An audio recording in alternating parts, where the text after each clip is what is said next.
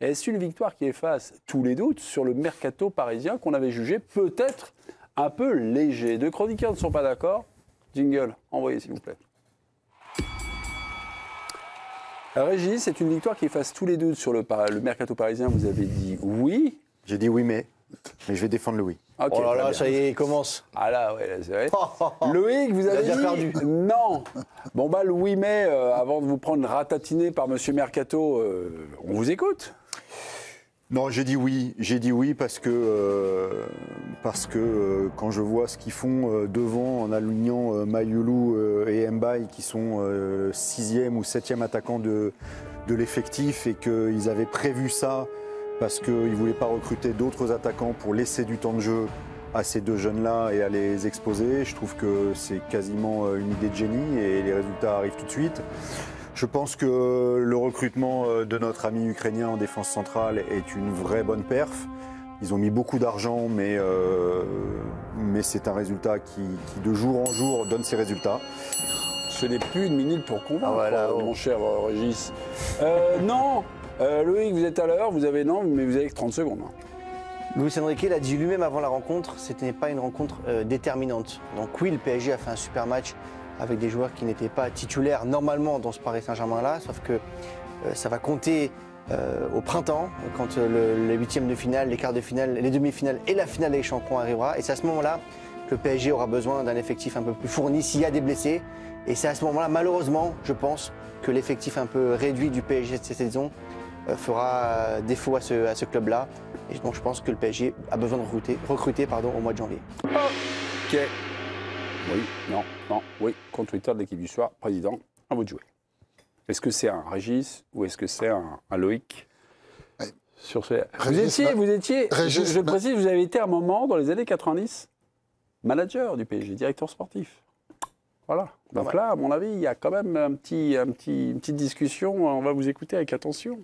Régis m'a fait peur au départ parce que son oui mais très, très giscardien c'est sous-entendre qu'il n'était pas complètement convaincu. Moi, je pense que je vais le conforter dans ses réponses parce que la seule petite question qui se pose aujourd'hui encore, mais on se serait posé la même question à la même époque l'année dernière, c'est ce qui concerne le gardien de but. Où on n'a pas la certitude que Chevalier puisse arriver au mois de juin de Donnarumma. Mais on est au mois d'octobre. Donc il arrive de Lille, dans un grand club, il a trouvé ses marques. Et moi, a priori, je peux lui faire confiance. Pour le reste, je pense que c'est un sans faute de la part des dirigeants du PSG. Okay, donc... Parce qu'ils ont oublié de faire le recrutement dont ils n'avaient pas besoin. Ok. Donc, point pour Régis. Moi, je vais citer les grands auteurs. Je vais citer la Maison L'Équipe. Vendredi dernier, il y a une semaine, tranquillement. Donc, la semaine dernière, on apprenait que Luis Enrique avait convoqué 5 petits titis parisiens. On en a découvert un, donc, mercredi au Barça. Quentin Njantou, mais il y a Yanis Kafi. Si j'écorche les noms, vous me corrigez. Marty Jean-Jal, Vassim Slama, Martin James ou Martin James, je ne sais pas. Voilà, ils ont 17 ans, tout ça, ils sont inconnus, mais ils jouent au PSG. Donc, ce sont des joueurs prometteurs et talentueux. Et puis, dans l'article, il y a un premier bilan sera fait lors de cette trêve internationale sur l'effectif. Voilà, un premier bilan. Et après, vous continuez, Loïc Tanzi, avec Hugo Delon. 3 postes sont évoqués, peut-être éventuellement en renfort. Un ailier droit gaucher, un milieu et un défenseur. Donc là, on arrive à peu près à la trêve internationale, parce qu'il joue à Lille dimanche. Et là, il va y avoir une discussion, la discussion qu'on a aujourd'hui, quoi. Est-ce que finalement on réussit le début de saison? Mais comme nous dit Loïc, et c'était c'est pour la suite de la saison. Est-ce que c'est malheureusement un mercato peut-être un peu trop sage? Voilà. À vous de jouer. Non, moi ça efface pas mes doutes parce que moi, les doutes qui vont être présents sur ce Paris Saint-Germain, je trouve en plus cette victoire me conforte dans le fait qu'il fallait faire un mercato, c'est sur les latéraux. Les latéraux du Paris Saint-Germain aujourd'hui, qui sont Hakimi et Nuno Mendes, n'ont pas d'équivalent dans l'effectif. Et là, ils jouent tout. Il n'y a pas d'équivalent en Europe, ça serait donc bon. Pardon en Europe, il n'y a pas d'équivalent, là, pour le coup. Bien sûr, mais tu peux quand même trouver même pas de latéraux un mec que Zaïre Emery et Lucas Hernandez. Je pense que tu peux peut-être avoir des pistes qui Attends un peu sur Lucas Hernandez. Attends. petit peu. Ah, j'ai attendu pendant un moment. Quand même. Oui, oui, bah, Je fais que d'attendre moi avec Il fait lui. une très Ah, bonne mais je suis le entrée médecin, contre je suis en le salle d'attente, Barcelone. on attend. il s'est blessé il y a un an. Oui, et demi. d'accord, donc là on attend. Normalement, Et j'ai pas envie d'attendre. Ça fait pas un an qu'il est revenu. Non, mais avec les exigences. Thomas, quand- il n'a pas envie d'attendre. Il est C'est appelé vrai en qu'à équipe de droite- France. C'est hein. vrai qu'à Ouais, droite, bah ça, par- les exigences, Ah bah oui, avec les exigences qu'on va avoir sur le Paris Saint-Germain, c'est-à-dire c'est quasiment statut de favori au back-to-back, peut-être que Lucas Hernandez, s'il y a blessure, et je ne le souhaite pas, de Nuno Mendes, bah, ça peut être problématique. Il Et fait à une droite, bonne- il fait une bonne rentrée à Barcelone. oui, bien sûr, non, mais il n'y a pas de Super souci. entrée, Ouais, ouais. Mais ça reste quand même pour moi des chantiers qui vont être importants pour garder cette exigence-là pour le Paris Loïc, quand Saint-Germain. vous écrivez J'ai- défenseur, c'est quoi? T'as le droit. D'accord, oui. non, mais Ah, voilà. voilà, donc, d'accord, mais d'accord. voilà.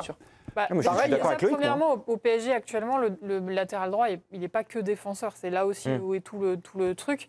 Et c'est vrai que moi, c'est vraiment ce poste-là sur lequel j'ai du mal à comprendre.